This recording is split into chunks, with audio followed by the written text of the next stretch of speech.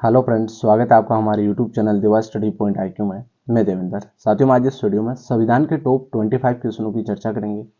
आप किसी भी कम्पिटिटिव एग्जाम की तैयारी कर रहे हो तो आपके लिए वीडियो इंपॉर्टेंट रहने वाला है, तो एंड तक देखते रहना है। आज हमारा टेस्ट नंबर 9 है। टेस्ट नंबर 8 तक नहीं देखा तो चैनल पर इसकी प्ले लिस्ट में जाकर देख सकते हैं। सारे क्वेश्चन इंपॉर्टेंट और सिलेक्टेड है। लास्ट में मैंने आपसे क्वेश्चन पूछा, उसका आंसर आपको कमेंट में देना है, और 25 में से आपके कितने क्वेश्चन राइट हो रहे हैं ये भी आपको कमेंट में बताना है। पहला क्वेश्चन है, उच्चतम न्यायालय के न्यायाधीशों की संख्या में वृद्धि करने की शक्ति किसके पास है? उच्चतम न्यायालय में न्यायाधीशों की संख्या में वृद्धि करने की शक्ति किसके पास है? आपका राइट हो जाएगा साथियों, संसद के पास है। और संसद में 2 सदन होते हैं, राज्यसभा और लोकसभा। ठीक है। निम्नलिखित में से किसके अंतर्गत भारत में सर्वप्रथम सर्वोच्च न्यायालय की स्थापना हुई? निम्नलिखित में से किसके अंतर्गत भारत में सर्वप्रथम सर्वोच्च न्यायालय की स्थापना हुई थी? तो आपका राइट हो जाएगा इसमें रेगुलेटिंग एक्ट 1773। भारत में सर्वप्रथम सर्वोच्च न्यायालय की स्थापना, इंपॉर्टेंट क्वेश्चन है, रेगुलेटिंग अधिनियम 1773 में स्थापना हुई थी। ठीक है। भारतीय संविधान की व्याख्या करने का मुख्य अधिकारी कौन होता है? भारतीय संविधान की व्याख्या करने का मुख्य अधिकारी कौन है? तो आपका राइट हो जाएगा साथियों इसमें सर्वोच्च न्यायालय। कौन है? सर्वोच्च न्यायालय। सर्वोच्च न्यायालय के मुख्य न्यायाधीश की नियुक्ति कौन करता है? सर्वोच्च न्यायालय के मुख्य न्यायाधीश की नियुक्ति कौन करता है? तो आपका राइट हो जाएगा साथियों, राष्ट्रपति करता है। कौन करता है? राष्ट्रपति करता है। भारत के कार्यवाहक मुख्य न्यायाधीश की नियुक्ति कौन करता है? भारत के कार्यवाहक मुख्य न्यायाधीश की नियुक्ति कौन करता है? तो आपका राइट हो जाएगा साथियों, राष्ट्रपति करता है। इंपॉर्टेंट क्वेश्चन है। नियंत्रक एवं मालिका परीक्षक की नियुक्ति राष्ट्रपति के द्वारा की जाती है, अपने पद से उसे हटाया जाता है। नियंत्रक एवं मालिका परीक्षक की नियुक्ति तो राष्ट्रपति के द्वारा की जाती है, लेकिन अपने पद से उसे हटाया जाता है किसके द्वारा? तो आपका राइट हो जाएगा साथियों इसमें संसद के दोनों सदनों के संबोधन पर। ठीक है। संसद के दोनों सदनों के संबोधन पर नियंत्रक एवं मालिका परीक्षक को हटाया जाता है। ठीक है। भारत में नई संसदीय समिति प्रणाली की शुरुआत कब हुई? भारत में नई संसदीय समिति प्रणाली की शुरुआत, तो आपका राइट हो जाएगा साथियों 1991 में हुई थी। कब हुई थी? 1991 में। निम्नलिखित में से कौन स्थायी समिति है? कौन सी है जो स्थायी समिति है? तो आपका राइट हो जाएगा इसमें, ये सभी समितियां हैं, ये सभी स्थायी समितियां, प्रकलन समिति, लोकलेखा समिति, नियम समिति, ये सभी क्या है? स्थायी समितियां हैं। इंपॉर्टेंट क्वेश्चन है। अगला क्वेश्चन है, संसद के निम्नलिखित समितियों में से किसकी सदस्य संख्या सर्वाधिक होती है?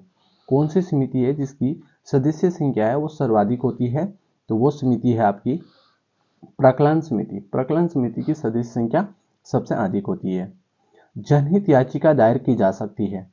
जनहित में याचिका दायर की जा सकती है, तो आपका राइट हो जाएगा साथियों इसमें दोनों में, उच्च न्यायालय और सर्वोच्च न्यायालय। जनहित याचिका दायर की जा सकती है, उच्च न्यायालय में भी की जा सकती है और सर्वोच्च न्यायालय में भी की जा सकती है। तो आपका सी ऑप्शन इसमें राइट हो जाएगा। सर्वोच्च न्यायालय के प्रथम मुख्य न्यायाधीश कौन थे? सर्वोच्च न्यायालय के प्रथम मुख्य न्यायाधीश आपसे पूछा जाए तो आपका राइट हो जाएगा साथियों इसमें हीरालाल जे कानिया है, ये सर्वोच्च न्यायालय के प्रथम मुख्य न्यायाधीश थे। भारतीय संघ का मंत्रिपरिषद सामूहिक रूप से जिम्मेदार होता है। भारतीय संघ का मंत्रिपरिषद है वो सामूहिक रूप से जिम्मेदार होता है, तो आपका राइट हो जाएगा इसमें लोकसभा के लिए। भारतीय संघ का मंत्रिपरिषद सामूहिक रूप से लोकसभा के प्रति जिम्मेदार होता है साथियों। मंत्रिमंडल की बैठक की अध्यक्षता कौन करता है? मंत्रिमंडल की बैठक की अध्यक्षता कौन करता है? तो प्रधानमंत्री करता है। कौन करता है? प्रधानमंत्री करता है। संघीय मंत्रिमंडल की बैठक की सभापतित्व कौन करता है? संघीय मंत्रिमंडल की बैठक की सभापतित्व कौन करता है? तो आपका राइट हो जाएगा साथियों, प्रधानमंत्री करता है। कौन करता है? प्रधानमंत्री करता है। प्रधानमंत्री की नियुक्ति राष्ट्रपति करता है, ये किस अनुच्छेद में वर्णित है? प्रधानमंत्री की नियुक्ति कौन करता है? राष्ट्रपति करता है। ये किस अनुच्छेद में वर्णित है? तो आपका राइट हो जाएगा इसमें अनुच्छेद 75 में वर्णित है। मंत्रिपरिषद में निम्नलिखित में से कौन शामिल नहीं रहता? मंत्रिपरिषद में कौन शामिल नहीं रहता है? तो आपका राइट हो जाएगा साथियों इसमें संसदीय सचिव है, यह मंत्रिपरिषद में शामिल नहीं रहता है। ठीक है।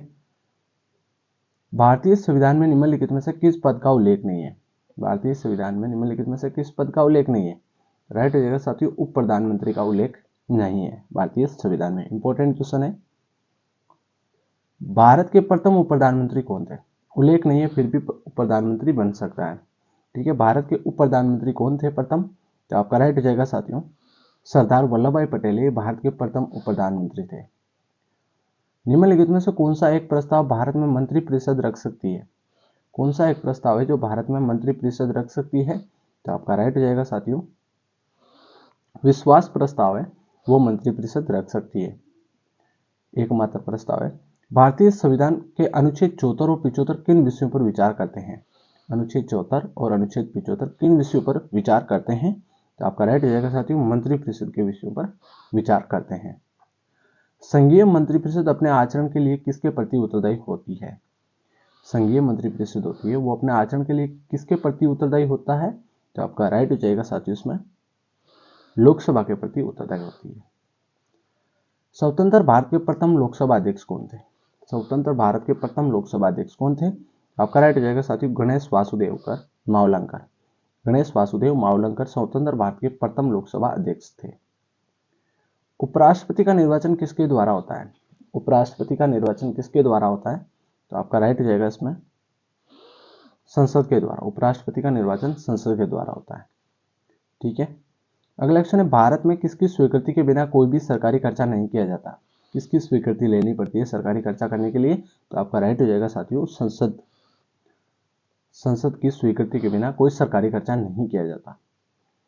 राज्यसभा का सभापति कौन होता है? राज्यसभा का सभापति आपसे पूछा जाए तो आपका राइट हो जाएगा उपराष्ट्रपति। राज्यसभा का सभापति कौन होता है?